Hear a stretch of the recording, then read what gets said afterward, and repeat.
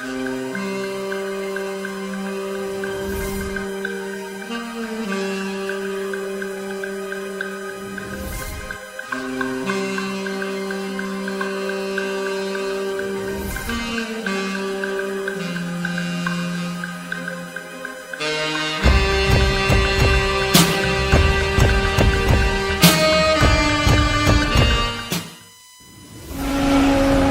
there. Are you ready?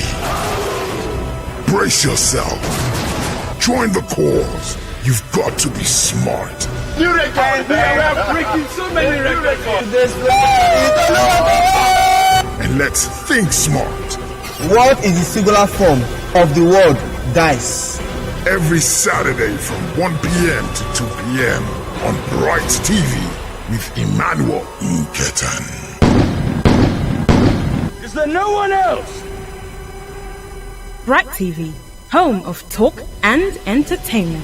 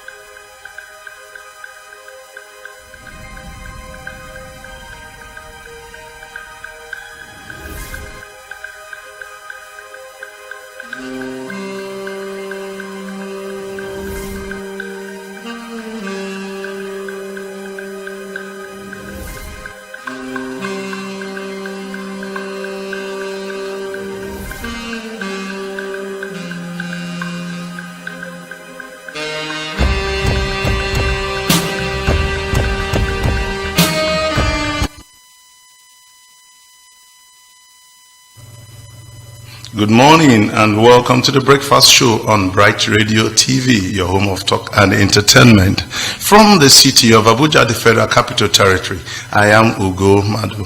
And with me in the studio this morning for this first segment of the breakfast show is our regular analyst, who I refer to as a very passionate and rational Nigerian and an objective analyst. He is going to be doing justice to certain very critical issues that concern us this morning, especially on the newspaper headlines. I have Mr. Ken Mbadoga. Mr. Ken, good morning and welcome. And how are you today? I'm fine, sir. Wow. So how do you feel seeing a new month? I'm very happy and excited. Oh, good. Because this is the beginning of Ember month. Yes. So it shows that the year is about winding up. Okay. Yes, you said Ember month. You know, certain things associated with the Ember month, and I think it's ripe that we tell them out there that even if normally people associate bad things with the Ember month, but for one who is very conscious, I mean, it doesn't hold water to an extent, because life to an extent too depends on what we make out of it. What do you have to say about that? Yes, to me, Ember month is not a month for accident or month for dangerous things. Okay, good. You know, I see Ember month as a month, the beginning of checking what you have done before. Yes. Trying to do life evaluation, to know what you have done all these days, and things that you need to do but you didn't do them. And you know that the month is the year is fast spent. Yes. And you start trying to make some corrections to be able to meet up with your obligations. So, like taking a check again, yes. of your set targets. Yes. Very good from Mr. Ken. Okay. The issue of company association, you know, most people do not pay attention to it. The company you keep, the association you keep, most of us don't know the impact of such on our lives. And it's at this point in time that we need to say it. that the company you keep, to a very large extent, it affects you, it affects your output, it affects your person. The company you keep, you must understand, that affects your mindset, what you think, your mental attitude, how you react to situations in life. It equally affects the character of oneself, because they say, show me your friends and I will tell you, who you are. So most times we need to be very careful, because even if we do not contemplate certain things and we find ourselves in company of certain people, before you know it, and you start to exhibit one or two of those very serious attitudes. We talk about the counsel. When you move out, when you go out with people that have very good standing and orientation, it affects the quality of advice that you get. It equally affects the motivation of oneself, and then the character you build over time as a result of company association. What do you have to say about this, Mr. Ken? Yeah, what I have to say about that is that company you keep plays a vital role in your life. Yes. If you're when we are growing up, that's something my late father used to tell us. He told us that environment contributes more. Yes. In what you take in, yes, then what you have, home upbringing, there's a role too. Yes. But why environment is the most strategic point in everybody's life in terms of keeping of friends? Yes, it's because your parents will tell you things the way they are, but environment, which is friends per group, we try to twist it, yes, so that it will be very, very sweet, so that you will understand it as a problem. Let me take for instance the issue of bad company that leads to armed robbers and all illegal groups. Yes. Your father will tell you the way it is. Your father will tell you, or your mom, that my son or my daughter, if you do this, you will die. Yes. You understand? Yes. But the friends will tell you, no, that makes you a big boy, that makes you a big girl. You belong to society, and they will know that you have that's peer group influence. But so that's the reason why we believe so much, and I strongly believe that the friends you keep contribute, if not 50%, 60%, yes, of what you do or who you become in life. If you associate with bad people, definitely what you breed out will be bad. If you associate with good people, people that are optimistic, what you're going to get is that. You understand? There's no rocket science about it. That's a simple thing. Oh, thank you so much from Mr. Ken. Okay, with that, we say top of the morning to you, wherever you're watching us from the north, the south, east, and the west. We say good morning again and welcome to the first segment of the breakfast show on Bright Radio TV, your home of talk and entertainment, right here in the city of Abuja. Okay, we will go on a short break. We will return in a minute with tips for healthy lifestyle. Stay with us.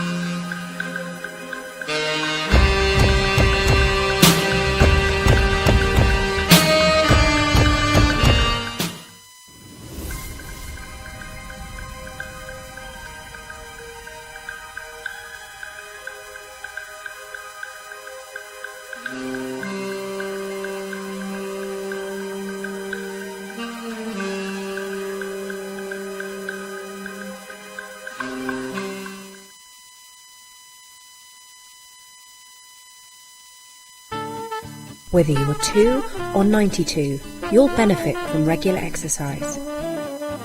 you'd be surprised just how many there are. And the good news is, it can be as easy as getting off the bus a little earlier. Introduce active habits to your day and you'll be well on your way. So what are the benefits of regular exercise? Regular exercise is great for the heart, reducing your risk of a stroke and cutting your chance of cardiovascular disease by a third. Why not take a lunchtime walk? Leave your car at home or up your walking pace when you're out and about. Regular exercise keeps your muscles, bones and joints strong, which helps prevent injury, falls and fractures. Try doing exercises that strengthen your bones and muscles 3 times a week. Exercise burns calories and helps to maintain a healthy weight, which in turn reduces your risk of many health problems. But be sure to maintain a healthy, balanced diet alongside exercise. Help maintain a healthy weight by walking to the shops or cycling the children to school.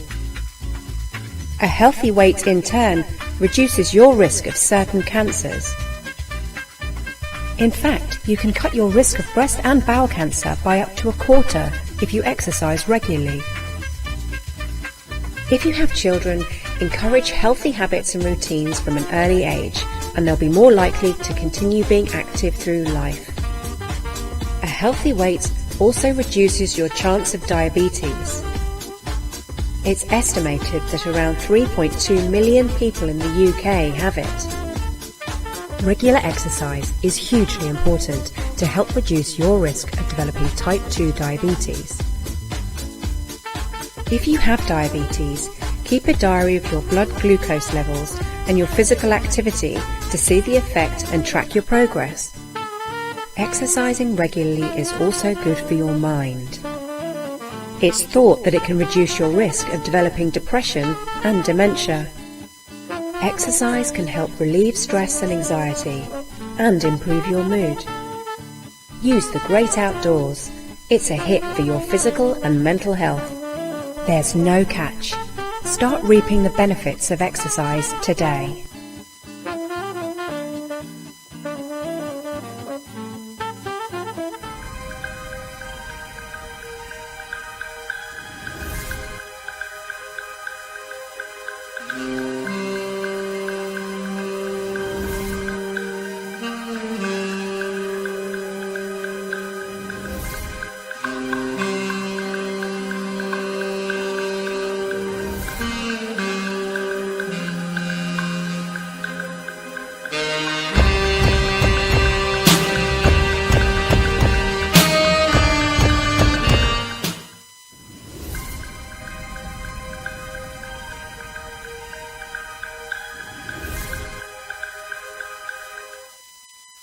Welcome back from that break where we saw the benefits of exercises to the body, Mr. Ken. You know, we cannot overstate the benefits of regular exercises to the body so that we can stay active and healthy at the same time. Thank you so very much for being there. This is the Breakfast Show on Bright Radio TV, your home of talk and entertainment.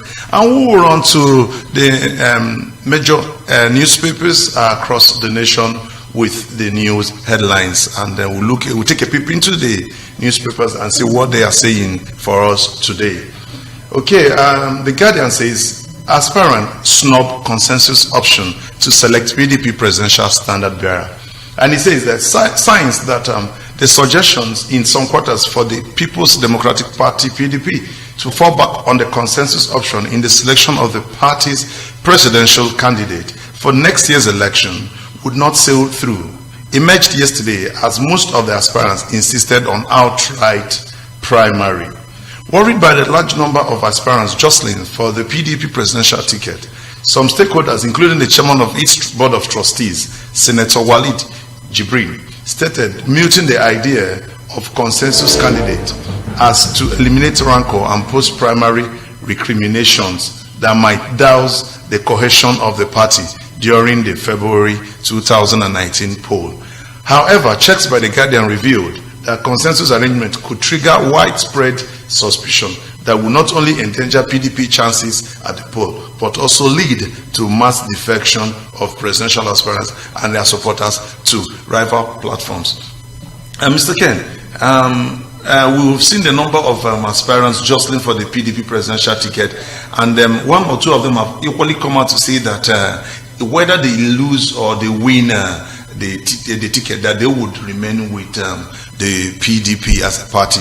But if you look at the events of the past, you find out that the politicians in Nigeria are fond of defecting from one party to the other in the case that they do not pick the presidential ticket. What is your take on this?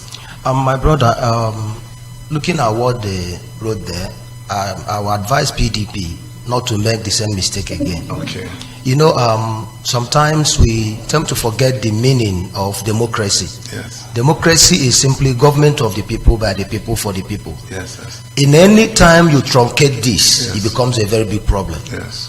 PDP should learn from what is happening to APC now. You know, the unanimous selection of their chairman, Yes, yes. national chairman, is causing a lot of problems. Yes. Whether they like it or not, because a lot of people that contested with him, they are not happy the way they dropped them. Yeah, they dropped so them. that is still causing problem. So if PDP, So are you saying that consensus candidates wouldn't work for PDP? no. The PDP don't need consensus candidates. So they need to go Let to the them do primaries, yes, and test their So popularity. anybody that emerges as the winner at the primaries, let them go with that person. Okay, you can join this discussion this morning on our phone line 081-2844-6000 081-2844-6000 to be part of this discussion this morning. You call, tell us your name and your location, straight to the point.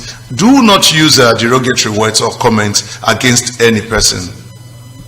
Okay, I will go over to the Vanguard, and it says on electoral bill, presidency, APC frustrating National Assembly, Nigerians, the PDP says. Said the People's Democratic Party yesterday accused President Muhammadu Buhari and the All Progressives Congress, APC, of frustrating genuine efforts by the National Assembly to deepen democracy in the country, following the refusal of the president to sign the Electoral Act Amendment Bill into law. The party said not signing the amendment bill has left Nigerians in the dark, as they do not know if the old Electoral Act or the proposed amendment version would guide the conduct of the 2019 general elections. What's your take on this? You know, considering the fact that the ECOWAS protocol says that no government should sign the Electoral Act anything later than 6 months to the conduct of another election. We don't need to forget so quick. Muhammad Buhari have studied that Electoral Act as amended. Yes. And looking at it, it might not be favorable to him. Yes. And nobody goes into what will not benefit him. But are we looking at just the presidency, or are we looking at a larger picture that involves the entire Nigerians? The policies and the measures should be in the good of all Nigerians. Yes, it's still in the good of all Nigerians, because the president is also a Nigerian. So if you're talking of the good, you cannot, for instance, somebody tells you, sign a law that will allow your neighbor to come and carry your wife or carry your children. You know, yes. if can you sign such law? For instance, you cannot, even if it's for the benefit of everybody. First of all, consider yourself. But we need to grow our democracy equally. Yeah, we need to. You see, democracy, as we first explained, is not only what people see it to be. Yes. Democracy, there's other dimensions of democracy. Democracy, first of all, is a game of interest. Okay. You understand? Anything that cannot should the national interest be overridden or the personal interest be it has been like that. It has been like that. Is that the normal situation? Is that no, it's not the normal situation, but it has been like that, you know, because if you have, for instance, the National Assembly now, there are some laws that they cannot pass because it's not favoring them. Thank you. And the laws are lying there. So that's the thing. Okay, I will move over to the Vanguard again, and it says Obasanjo queried me for backing restructuring Atiku. And says former Vice President Alhaji Atiku Abubakar yesterday disclosed that former President Olusegun Obasanjo queried him for backing restructuring while in office. Atiku, who is a frontline presidential aspirant ahead of the 2019 elections, said that the query was the punishment he suffered for supporting restructuring of the country. He said this when Pan-Yoruba Social Cultural Group, Afenifere, led by Chief Ayo Adebanjo, hosted him in Lagos. You know, there's been this back and forth on restructuring, and Atiku has made it a major issue in his jostle for the presidency, promising Nigerians that he's going to restructure Nigeria if eventually elected as the president of the country. What do you have to say to this whole comment about restructuring Atiku and then his support or the otherwise from Obasanjo? Yeah, my question is this. Restructuring is a word, but what type of restructuring are you coming up with? Okay. You understand? That's another issue. Yes. Because if you look at, we cannot say we don't know what is going on, or rather give deaf ear to what is going on. We have IPOP, we have Afanifere, we have Niger Delta people, we have Housemen, we have everybody agitating for one thing or the other. So now, some are saying that they want referendum, some are saying they want restructuring. So the question is this: what are you restructuring? Yes. Are you restructuring that people should go different ways? Okay. Or are you restructuring that the government at the center should release some powers to the states, yes, so that state generates what they want in order to which is the major component of federalism? So now, if you say you're calling for restructuring, we need to understand. So that, yeah, what type of restructuring you're talking about? Because many people now, because this is election time, and they will tell the voters what they want to hear. A lot of not saying restructuring. Whenever I had that word, my question is what type of restructuring? Because I have so many, like I've mentioned, yes. I can go on and on to mention so many types of things that is calling for restructuring. Yes. So what type are you going to follow, or what type are you adopting? And then the relationship between the former president of Obasanjo and his former vice Atiku Abubakar. What does it portend for Atiku Abubakar's candidacy or a victory at the presidential primaries of the PDP? You know, I believe that no man is an island. Yes. You know, I so much believe in giving people opportunity. Now, the former president was given opportunity for him to get to that point. Yes. So he should equally. Thank you. He's one. He should be a sportsman. Thank you. He's one out of over 180 million Nigerians. Oh wow, good. Okay, we are still on the vanguard, and it says Akwa Ibom APC leaders turned down Akpabio's appointment as leader. Okay, stakeholders of the All Progressives Congress APC in Akwa Ibom State have turned down Comrade Adams Shomole's proposal to empower the immediate past governor of Akwa Ibom State as the leader of the party in the state. The stakeholders at a meeting attended by several stakeholders also turned down a proposal to make Akpabio the alternate leader or the deputy leader of the caucus in the state. Comrade Oshomole had at Akpabio's public declaration for the APC on August 8 had described him as an uncommon defector and appointed him as the new leader of the state caucus. Back to Akpabio, back to uncommon defection, back to APC, and back to the impact on the APC in Akwa Ibom. What do you have to make out of this position by the stakeholders? My brother, is quite laughable because I know it might be part of the packages they promised him to defect from PDP to APC. But let us get things right. They may relate it to Saraki, but Saraki never resigned as the Senate president. So what that means is that if a president is in the ruling party, automatically the president is the leader of that party. But if opposition, they can't have the president. If they have a Senate president, he acts or he's seen as their own highest office. He becomes the leader of the party. Because in PDP, there's no other person in quotes that is at that level, high ranked than a Senate president. Now, what are you presenting to Akwa Ibom APC?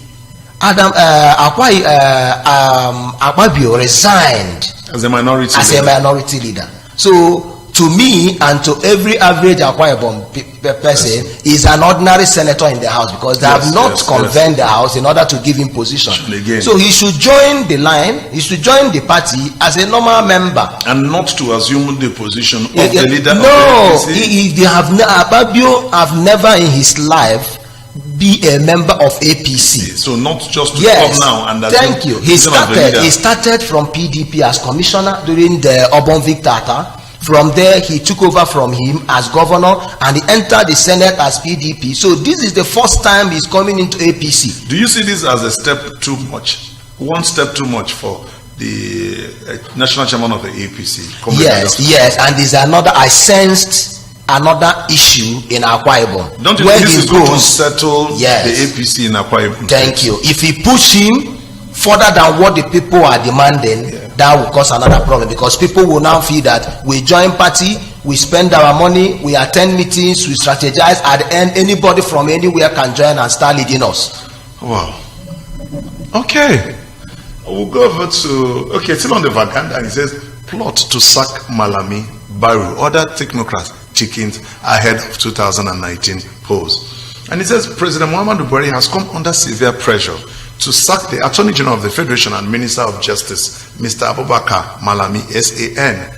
The Group Managing Director of the Nigerian National Petroleum Corporation, NNPC, Dr. Maikanti Baru, Chief Executive Officer of Nigerian Sovereign Investment Fund, NSIA, Mr. Uche Oji, and a number of other influential technocrats in his government. The move, said to be promoted surprisingly by a senior presidency official, is designed to culminate in the formation of a brand new team of technocrats and the politicians who will take over these and other strategic institutions and agencies of government. What do you make out of this, Mr. Ken?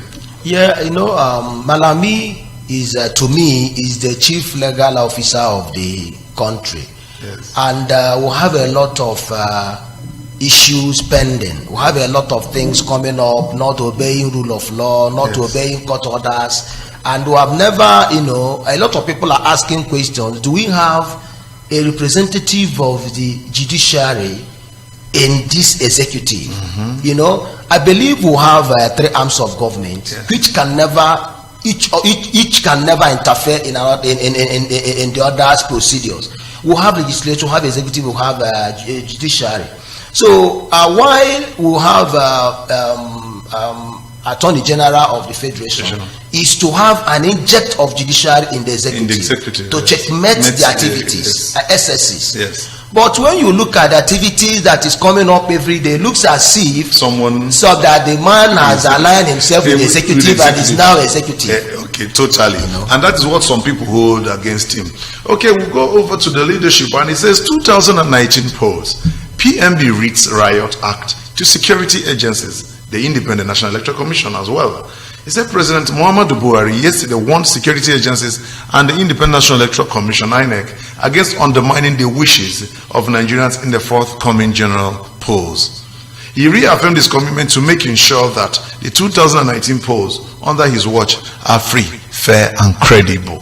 Speaking at a interactive session with members of the Nigerian community in Beijing, China, Buhari noted that as a beneficiary of a free and fair election, he is not afraid of a credible process in 2019. The president also pledged that Nigerians eligible to vote in the next general elections will be allowed to freely elect the candidates of their choice. This sounds a bit soothing to political watchers and analysts. But in Nigeria and the nature of our politicians, it goes beyond the rhetorics, it goes beyond the talk. What do you make out of this? In Nigeria we pray a lot. So I pray that we allow the election of 2019 to be free, fair, and credible. Yes. Because if you look at what has happened in the past, the elections, governorship election, and other state constituency elections. Are you aware that the election in River State, Fauga 3, could not hold? Yes. Just House of Assembly election that has only 7 to 9 constituencies, wards, could not hold. Now, when you now take it to the bigger election in the state, now move it to the bigger election of the country. So I wonder. I pray that, like I said, I pray that we will do our talk.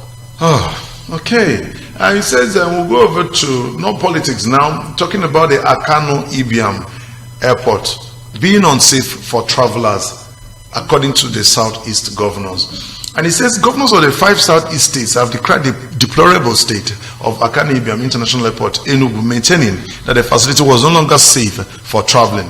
Rising from their meeting yesterday in Enugu, they called on the federal government to urgently commence rehabilitation works, especially on the runway and the lighting system.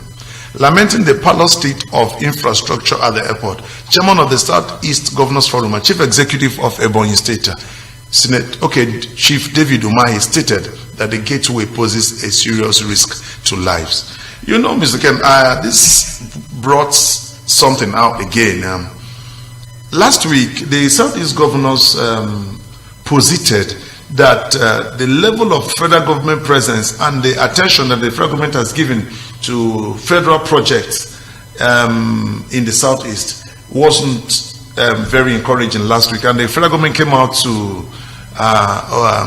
oppose that statement and said no, that we have enough presence in the Southeast. And again, this is coming up. What do you make out of all this with respect to the attention paid to the Southeast by the federal government? The major problem we have is trying to separate the normal work of governance, yes, and the election jamboree, because this is not the right time to start doing something in that Akane Ibiam Airport. Okay. If I've been to Akane Ibiam Airport in Enugu, it's a shadow of itself. And it's called an international airport, the only one that is in the Southeast. Yes. Why I'm saying this is that there's a road in my place. We call that road the election road. It sounds funny. We call that road the election road, and as I'm talking to you, the road is still like that. Any governor that wants to come into power will come and do grade, I will start this road, I will do this, and they end up not starting. At the end of after putting them in, they'll stay 4 years, they won't do anything, they will go. So I'm seeing most of things they're saying now as election projects. So because we can, if we go into deep analysis of what is going on, we have governors, we have senators, we have ministers. At least we have each 5 states in the Southeast were represented in the Federal Executive Council. So I don't know if you cannot say it at that level, who will come and defend your own time. So now, if federal government say that I've done enough, to me, it's been a while I've traveled to the east, but I know that the roads before now, the people that are doing it during Goodluck Jonathan, I see people that are doing it. So I don't know if there's a new initiation or the same contract. One thing we fail to understand in this in administration is that that's what government is continuing. You understand? Yes. When a contract is being awarded, they may not finish that contract. But the next government will continue. That's the way it but when you now start asking a government, you are not doing anything, they will start referring you to that contract. And they will even criticize the person that award that contract that they are claiming. You understand? So that's just the issue. The issues of Nigeria. Okay, we move over to another issue in the politics from The Guardian. It says, APC's direct primaries, governors, aspirants move against Oshiomhole. Last week's decision of the ruling All Progressives Congress, APC, to adopt direct elections for its coming congresses and presidential primaries has widened the gulf between the state governors and other chapters of the party on one side and Comrade Adams Oshiomhole led NWC on the other. Okay, it's been a whole lot of issues, bickering, accusations and counter accusations between the APC-led NWC and the governors, then even the senators, the hopefuls and all that on the platform of the APC, they're not very comfortable with the mode of the primaries as recommended by the NWC. What do you have to say about the direct primaries and its import on the forthcoming primaries of the APC? My brother Ugo, there's something I said in the beginning of our discussion. I told you that if water is being mixed from the head, from the point of the source, it filters down. So I am not expecting anything less than what I'm seeing in APC, because those people that printed their posters, that declared interest to contest for national chairman at the 11th hour, they dropped them, And then some of them now they drop their interest just really because they know that they cannot go anywhere. It was obvious that Adams Oshiomhole emerged unopposed. It was obvious that he was selected. It was obvious that the election they elected him, but there were no fair plays to those people. That's the reason why a lot of people that left APC, if you talk about Buba, yes, they were all part of APC before now. Yes, so when you ask so many of them, members. thank you, they will tell you one reason or the other why they left. So those people are still in APC, they can never leave. So those problems will keep coming up. So that's just the issue. Okay, we are still on the Vanguard, and it says DSS postings, Southern Middle Belt leaders kick has stopped presidency official summons say Yefa. Okay, national directors meet today to ratify postings by acting DG. Presidency official insists Buhari not to Osinbajo has powers to effect postings. Presidency keeps mum on reversal of postings. And it said Southern and Middle Belt Leaders Forum yesterday warned that any attempt to remove acting director general of the Department of State Services, Mr. Matthew Seyefa, will attract dire consequences. 2 days ago and yesterday, news filtered out into town that the acting DG of DSS, in a bid to restructure the organization for optimal performance, effected certain swaps and the transfers across the nation. And then after a few days, there is an order, a presidential order directive to reverse those postings. And then there's another plot, there is an allegation, that is on to either reinstate the sacked DG of DSS or